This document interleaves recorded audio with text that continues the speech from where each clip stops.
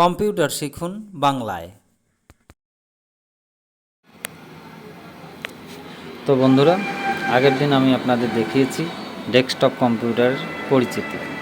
আজকে আমরা দেখব একটা ল্যাপটপ এবং ল্যাপটপের কার্যকারিতা, কীভাবে ল্যাপটপ চালু এবং বন্ধ করতে হয় সে সম্পর্কে আমরা বিস্তারিত জেনে নেব। এই যে এখানে দেখতে পাচ্ছ, এটা একটা ল্যাপটপ।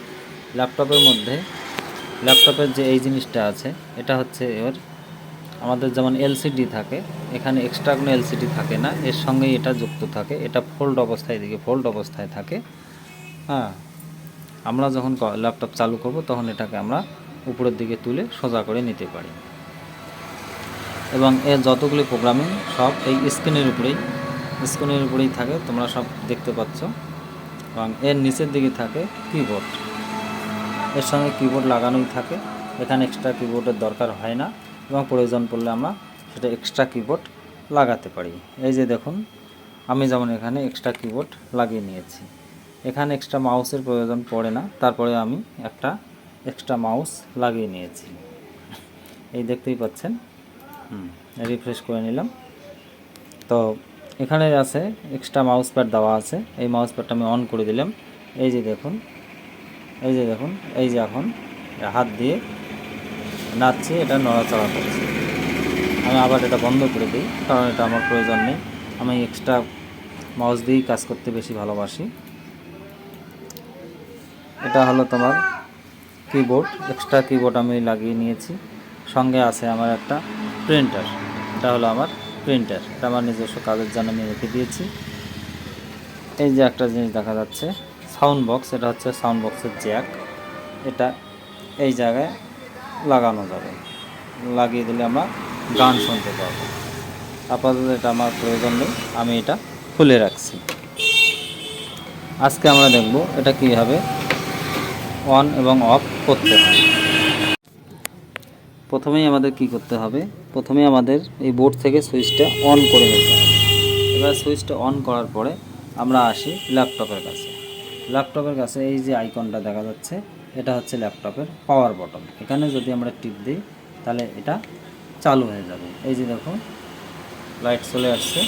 এই যে মাউসের মধ্যেও লাইট চলে আসছে, দেখা যাচ্ছে। আস্তে আস্তে ল্যাপটপ চালু হচ্ছে।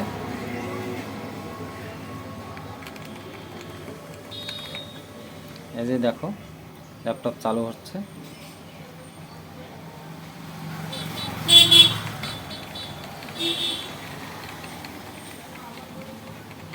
ল্যাপটপ এমন একটা জিনিস, যখন যেখানে ইচ্ছা আমরা নিয়ে যেতে পারি, কিন্তু ডেস্কটপ যন্ত্রাংশ বেশি থাকার কারণে আমরা সেটা বহন করতে চাই না, বা বহন করা খুবই কষ্টকর।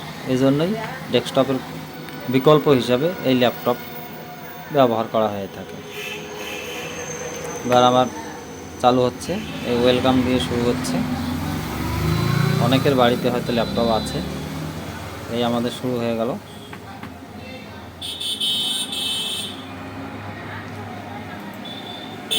এবারে আমরা কী করব, এর স্ক্রিনটা আমরা চেঞ্জ করে নেব। চালু হচ্ছে, বিভিন্ন প্রোগ্রামিংগুলো আস্তে আস্তে আসা শুরু করেছে।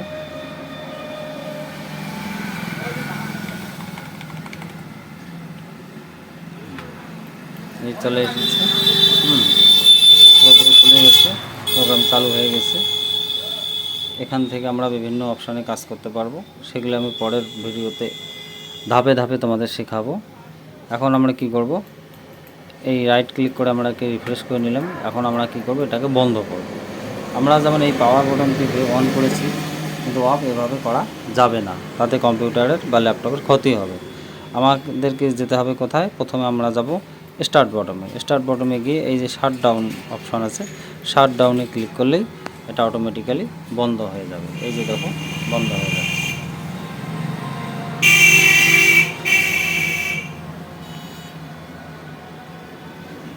তো বন্ধুরা, কেমন লাগলো আজকের ভিডিও?